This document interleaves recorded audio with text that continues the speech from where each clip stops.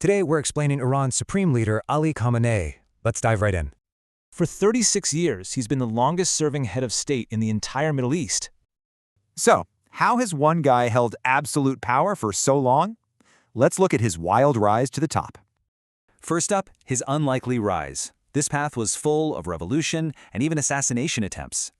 He went from revolutionary activist to president, finally becoming supreme leader back in 1989. And as supreme leader, well, he has the final say on pretty much everything in Iran. But here's the thing, he wasn't religiously qualified. He wasn't a marja, which was required. He even said his own nomination should make us all cry tears of blood. Pretty wild, right? So, what did they do?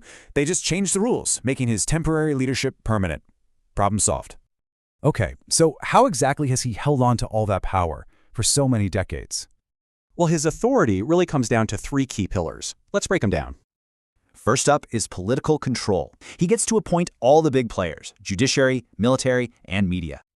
Then there's military control. He commands the powerful IRGC, which he uses to crush opposition. Now he projects this image of a simple guy, living a Spartan lifestyle. But get this, a 2013 investigation found he controls a financial empire worth around $95 billion. That money comes from Setat, a massive business he controls directly. It keeps him totally insulated.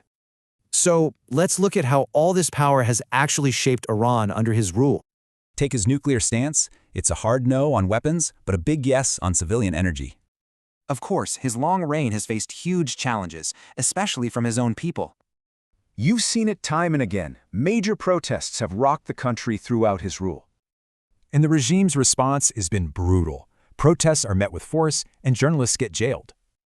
During the 2019 protests, he reportedly told officials that rioters should be crushed. So, from unlikely successor to absolute ruler, this is the man who has shaped modern Iran.